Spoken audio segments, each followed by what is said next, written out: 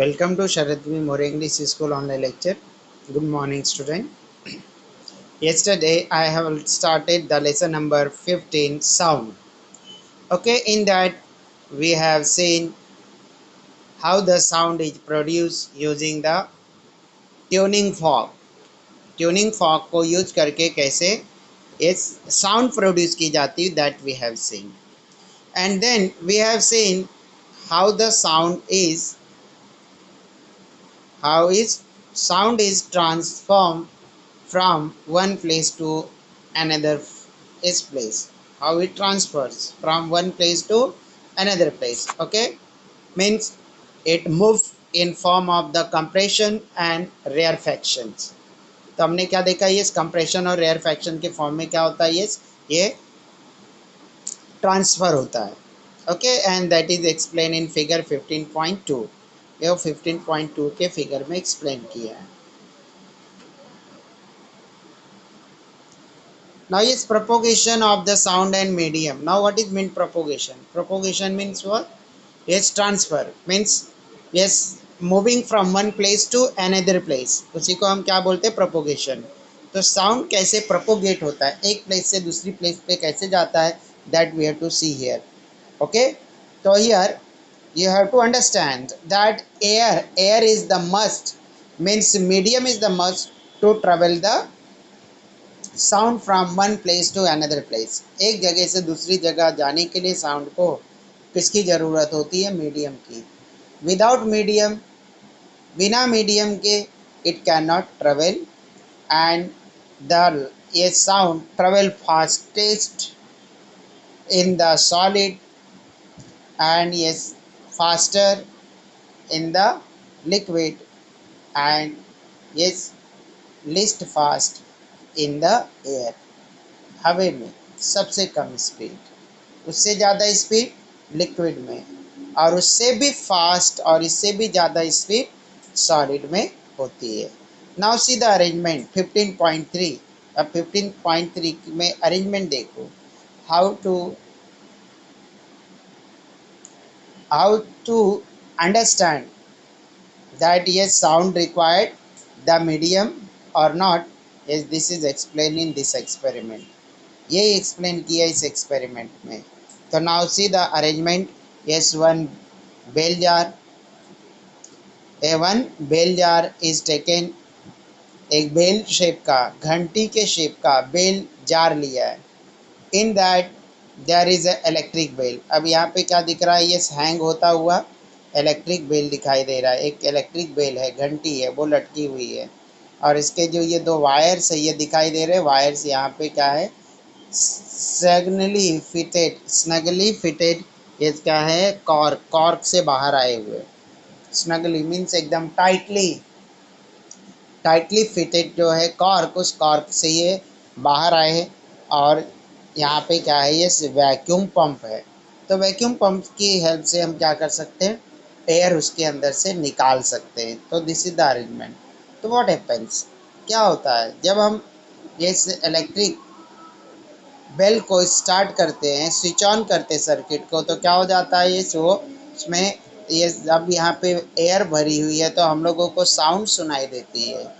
But when we remove the air, जैसे जैसे हम एयर को कम करते जाते, the yes volume of the sound decreases. जो वॉल्यूम आ रहा था वो स्लो हम लोगों को सुनाई देना स्टार्ट होता है. And when the air completely removed from the bell jar, yes, the sound do not comes out. तो साउंड हम लोगों को सुनाई देता नहीं है, मतलब साउंड प्रोड्यूस हो रहा है. This can be observe by yes observing the yes electric bell चालू है. इलेक्ट्रिक बेल को देख करके हम समझ सकते हैं कि yes electric bell is working, but sound is not coming out of the bell jar when the air is removed. It means that yes, propagation of the sound require the medium air medium उसके लिए ज़रूरी होता है. Now yes, अब जो है मैं तुमसे अगर तुमसे कन्वर्सेशन करूँ, तुमसे बात करूँ, तो क्या है, yes मेरी आवाज़ आपके कानों तक कैसे पहुँचती है, एयर मीडियम से. कौन से मीडियम से? Air. And if the air is removed between you and me, अगर एयर को रिमूव किया आपके और मेरे बीच में, बिल्कुल एयर नहीं है, vacuum is created, then yes you unable to hear my sound, जो भी मैं बोलूँगा वो आप सुन नहीं सकते। And whatever you will say I will unable to hear, जो आप बोलोगे वो मैं नहीं सुन पाऊँगा। तो yes, from this experiment what we concluded that for propagation of the sound, yes, medium is must। Medium क्या है? मस्ट है, जरूरी है।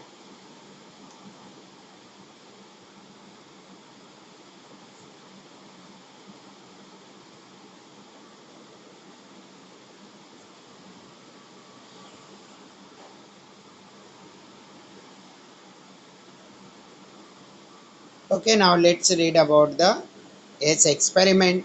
Now you understood what is done in this experiment, क्या किया गया है वो समझा दिया ऑलरेडी मैंने। just read and complete it. We have learned in the sixth standard that sound travels through some materials like solid, liquid or gases and reaches us। हमने ये क्या है 600 में लर्न किया कि साउंड ये क्या करता है, सब मटेरियल मीडियम से ट्रेवल करता है, for example solid, liquid and gas. But what if such medium does not exist between the source of sound and our ear? But what if such medium does not exist between the source of sound and our ear? लेकिन क्या होगा अगर medium sound और sound के source and क्या है air के बीच में कोई मीडियम प्रेजेंट नहीं हो, एग्जिस्ट नहीं हो, तो क्या होगा? तो sound will not travel. sound will not travel. Sound generation and propagation needs medium like air. Sound generation and propagation needs medium like air. अब साउंड के जनरेशन के लिए और प्रोपोगेशन के लिए इस एयर मीडियम की ज़रूरत होती है। A simple experiment can prove this. अब इस चीज़ को हम इस सिंपल एक्सपेरिमेंट ओके 15.3 फिगर में जो शो किया है, इस फिगर से इस एक्सपेरिमेंट से प्रूव कर सकते हैं। The experimental arrangement is shown in figure 15.3. In this experiment, a vacuum tight bell jar is placed on the smooth horizontal surface. अब इस एक्सपेरिमेंट में vacuum tight bell jar is placed on smooth horizontal surface, smooth horizontal surface पे place किया गया। The bell jar is connected to vacuum pump. The bell jar is connected to vacuum pump via tube. अब इस bell jar को vacuum pump से connect किया गया है, ट्यूब से। We can remove air inside the bell jar using the vacuum pump. तो हम क्या कर सकते हैं, एयर को उस बेल जार से निकाल सकते हैं वैक्यूम पंप की हेल्प से। As shown in the figure, the bell jar contain an electric bell which is connected to the power supply through the lid of the bell jar। अब ये जो हम लोग देख रहे हैं यहाँ पे क्या शो किया है कि इस बेल जार के अंदर एक इलेक्ट्रिक बेल है, उसके जो वायर्स है वो पावर सप्लाई से ये क्या है कनेक्टेड है, और ये जो है इस लिड ऑफ जार जो बेल जार है उसके ढक्कन से बाहर निकले हुए। At the start of the experiment, vacuum pump is off। At the start of the experiment, vacuum pump is off। अब जब शुरू किया हमने experiment, that time we have kept the vacuum pump off, बंद रखा। It means that bell jar contain the air। इसका मतलब क्या है, बेल जार में क्या प्रेजेंट है, air. If the key to the electric bell is now, if the key to the electric bell is now switch on। अब अगर electric bell का स्विच ऑन करते हैं, the bell start ringing, the bell start ringing and can be heard from outside the bell jar. अब वहाँ पे bell jar क्या होगा, रिंगिंग स्टार्ट होगा और उसकी साउंड आवाज़ उसको हम बाहर तक सुन सकते हैं। Now if the vacuum pump is switch on, अब क्या करेंगे, वैक्यूम पंप को स्विच ऑन करेंगे। It start removing the air from the bell jar. तो when vacuum pump is started, So the air will be removed from the bell jar. As the quantity of air inside the bell jar decreases, as the quantity of air inside the bell jar decreases, the level of ringing sound heard outside also decreases. जब हम लोग bell jar को जब हम लोग vacuum pump को switch on कर देते हैं और जैसे जैसे एयर निकलते जाता है वैसे वैसे ही हम लोगों को उस बेल जार से आने वाला जो साउंड है उसकी लेवल लो हो जाती है। मतलब हम लोगों को वो वॉल्यूम जो है वो डिक्रीज हो जाता है। जो जिस वॉल्यूम से जितनी तेज़ी से वो क्या है ये आवाज़ आती है बेल जार से, उस रिंगिंग बेल से, वो क्या होती है जैसे जैसे एयर उसमें से निकलते जाता वैसे वैसे उसकी वॉल्यूम भी कम होती जाती है। If pump is operated for sufficiently long period, अगर इस वैक्यूम पंप को ऑपरेट किया, चालू रखा सफिशिएंटली फॉर लॉन्ग पीरियड, ज़्यादा टाइम तक, तो total air will be remove from that yes bell jar and the hearing of the sound will also totally stop। तो क्या होगा, if the pump is operated for sufficiently long period, the quantity of air like inside the bell jar will be low.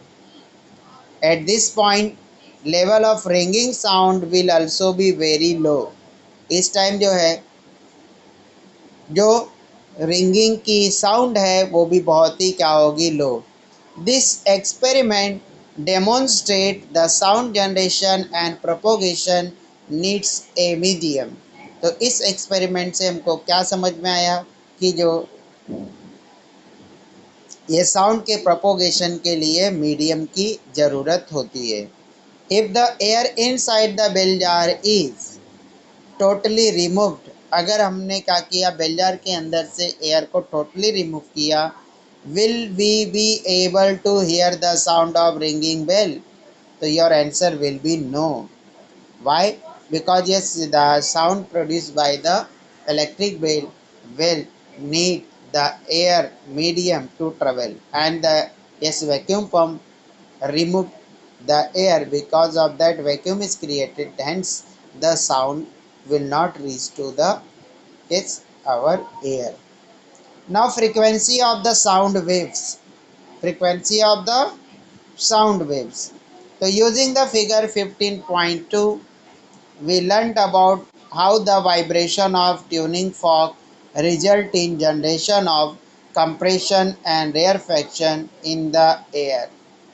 More detailed observation shows that actual variation in the air density and pressure are shown in figure 15.4। If any object vibrate in the air, such sound waves are produced in the air। अब अगर हम detail में observation करें तो हम लोगों को उस ऑब्जर्वेशन से ऐसा पता चलता है कि actual variation in air density and pressures, okay, actual variation in air density and pressure,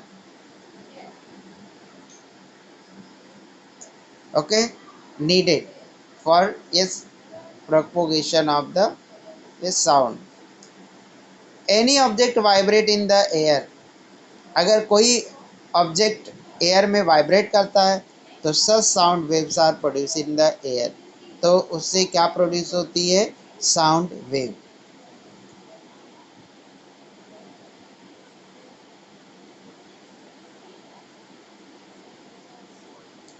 okay, now see figure 14.4 cycle of compression and rarefaction to a sound wave and change in air pressure। अब देखो यहाँ पे increase pressure, increase pressure is the compression and reduce pressure is rarefaction। so now one compression and one rarefactions make one cycle। अब यहाँ पे देखो ये एक कंप्रेशन और एक रेयरफैक्शन क्या फॉर्म करते हैं, एक साइकिल फॉर्म करते हैं।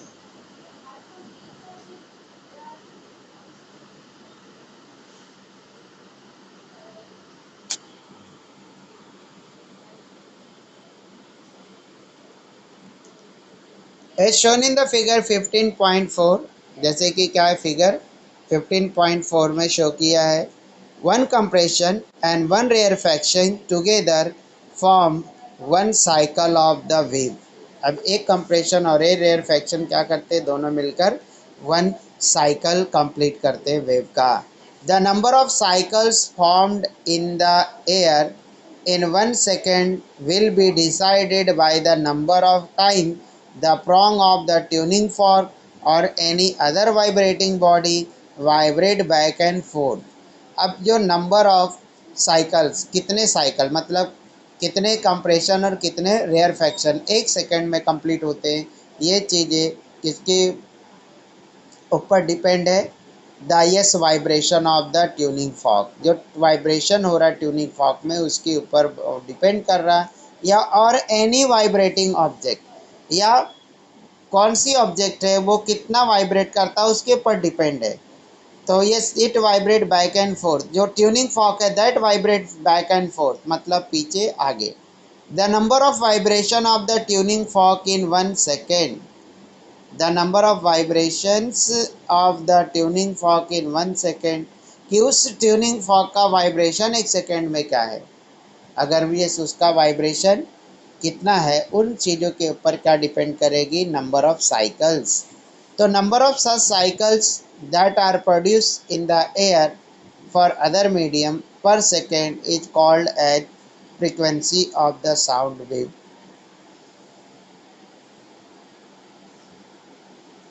The frequency is measure in hertz, जो फ्रीक्वेंसी है उसको हम यूनिट हर्ट्स में मेजर करते हैं, HERTZ हर्ट्स, और उसका सिंबल क्या है, HZ।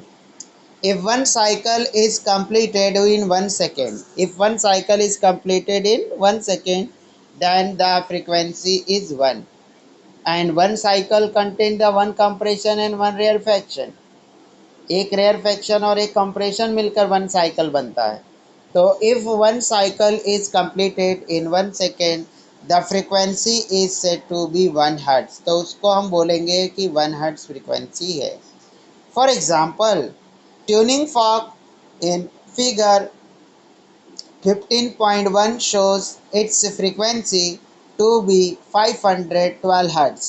अब जो फिगर 15.1 है उसमें क्या शो कर रहा है, उसकी frequency 512 means in 1 second it vibrate to 512 yes times, 512 time vibrate होता है। It means that fork vibrate 512 times per second. This vibration will set 512 cycle of compression and rarefaction in the air. अब ये एक एक second के अंदर इतने vibrations ये सेट करता है। मीन्स क्या है, ये total 512 compression and 512 rarefaction। The sound generated by the fork will have the frequency of the 512 Hz। The frequency of a tuning fork is decided by the dimension of the fork, like length, thickness and material used for the making the fork। अब ये कितना frequency कम होगा कि ज़्यादा होगा, this depends on the material of the prong, उसकी length कितनी है, उसकी थिकनेस कितनी है और कौन सा मटेरियल यूज हुआ है, इन फैक्टर्स के ऊपर डिपेंड करता है। Now yes take 6 to 7 glass cups. अब क्या करना है हम लोगों को, 6 to 7 ग्लास के कप लेना है, 6 से 7 क्या लेना है, कांच के cup. Arrange them in a line, arrange them in a line and fill them with water with gradually increasing water level from one end to the other। अब यहाँ पे हम लोगों को क्या है, ये सपोज 6 ग्लास लिया, 1 2 3 4 5 6, okay, and then we have to fill the water in it। Suppose I have filled water to this level, now in next one little level will be increased, now in next one level will be increased, in next one still, yes। तो in this way is what we will do, we will increase the level of water. हम लोग water का level क्या करते जाएंगे, increase करते जाएंगे gradually, धीरे धीरे। ओके, तो पहले वाले में वाटर का लेवल सबसे कम होगा एंड लास्ट वाले में वाटर का लेवल सबसे ज़्यादा होगा।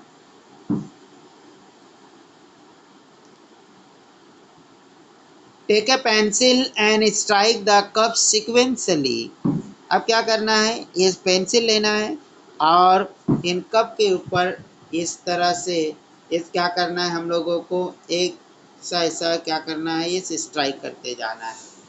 क्या करना है, स्ट्राइक, उस पर मारना है पेंसिल से। Take a pencil and strike the cup sequentially, the sound generated by each cup will be different। तो अब यहाँ पे हम लोगों ने वाटर का लेवल क्या लिया है, अलग अलग लिया है। तो when the yes that pencil is strike with the cup, तो what happen, the sound will be heard, sound क्या होगा, हर्ड होगा, बट यस उसकी फ्रीक्वेंसी क्या होगी, डिफरेंट डिफरेंट होगी। When a cup is struck, waves are shaped into the column above the water level in the cup। जब हम लोग पेंसिल से उस कप को स्ट्राइक करते हैं तो क्या हो जाता है, vibration is set into the water. तो वाइब्रेशन किसके अंदर सेट हो जाता है, वाटर के अंदर। एंड वाटर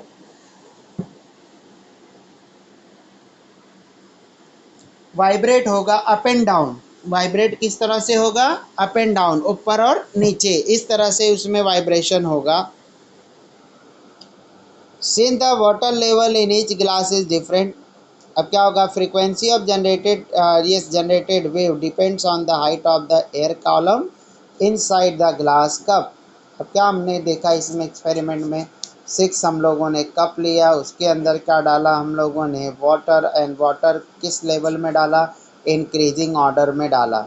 तो when and then I we have taken the pencil and with pencil we have stricken the cup, सभी कप को क्या किया, स्ट्राइक किया।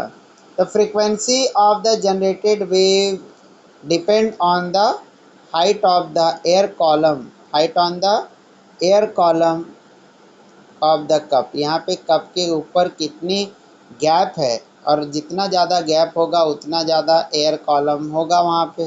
तो एयर कॉलम कितना है उसकी हाइट के ऊपर डिपेंड करता है। Since the water level in each glass, since the water level in each glass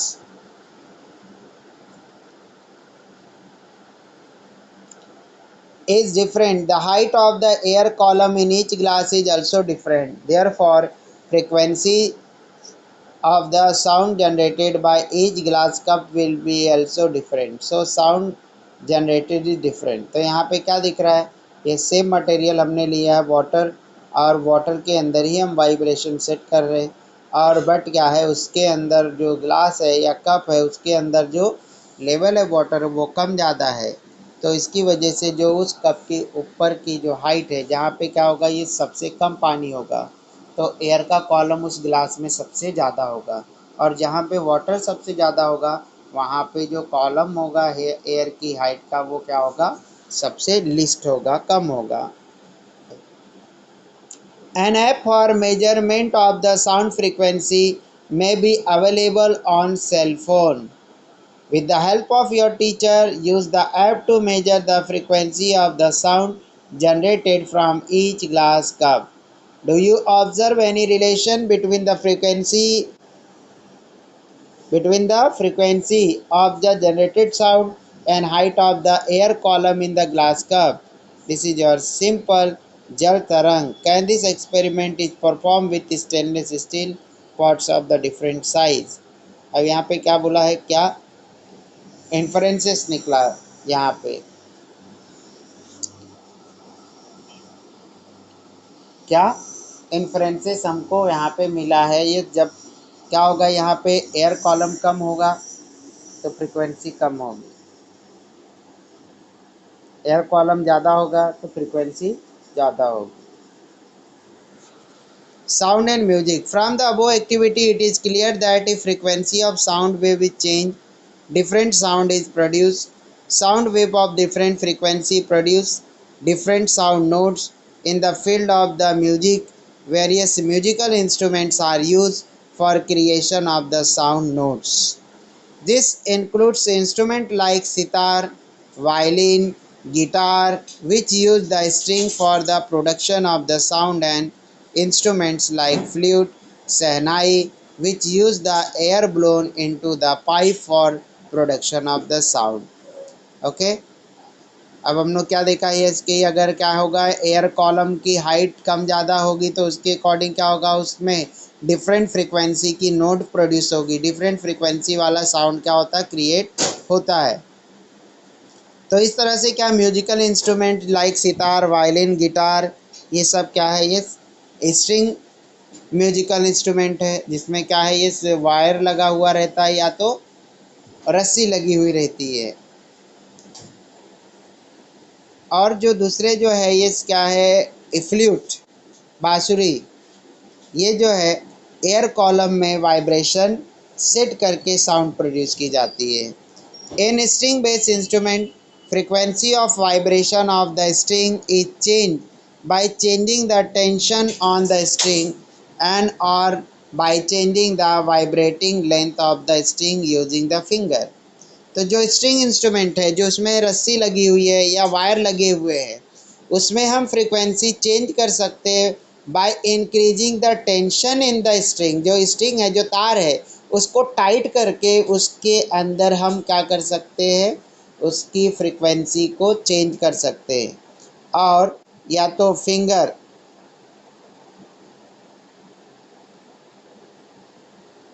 from Hammad.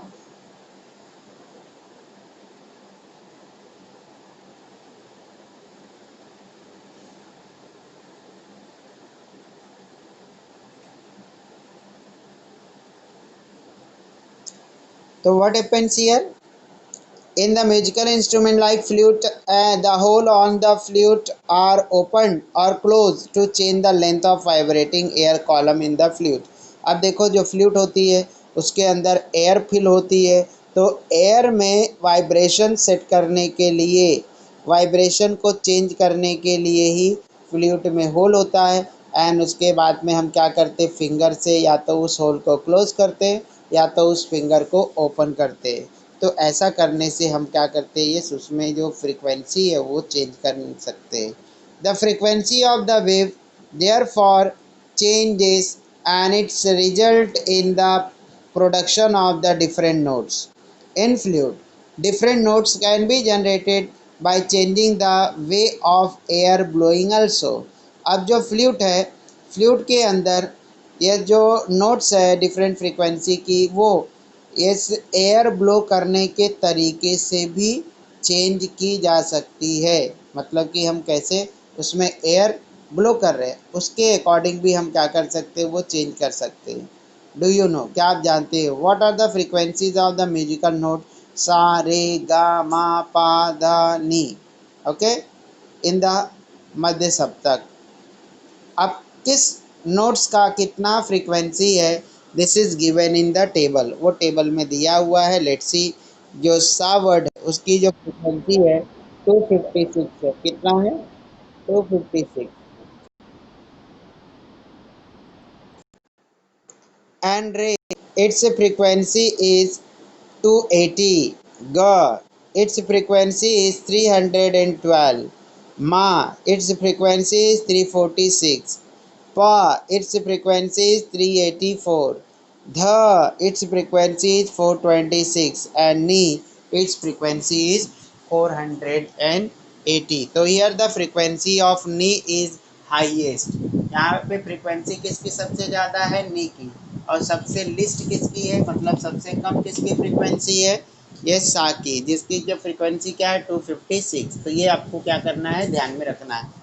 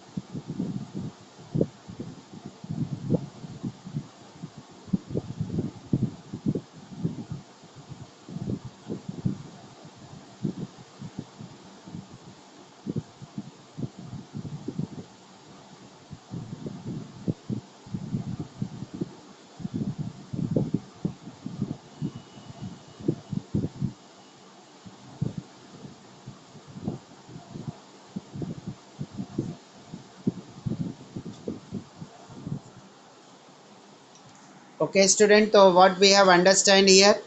Yes, in these two we have understand that yes, when we fill the water in the cups, then the frequency and height are interrelated. When the height is more, then frequency is less, and when height is less, then frequency is more. So frequency and height of that air column are inversely proportional. ये inversely proportional है, तो keep in mind. Okay, now yes, unmute yourself, and if you have any doubt ask to me. Okay, now yes, remaining part we will see in the next lecture.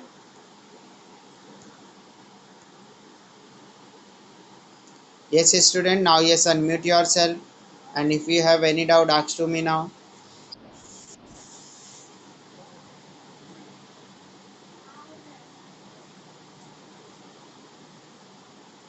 Yes, student.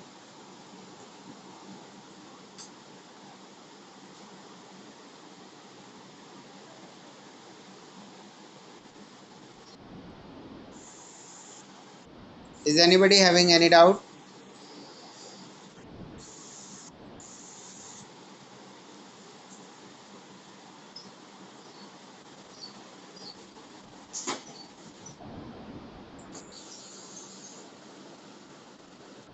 Okay, now, yes, I'm ending the meeting.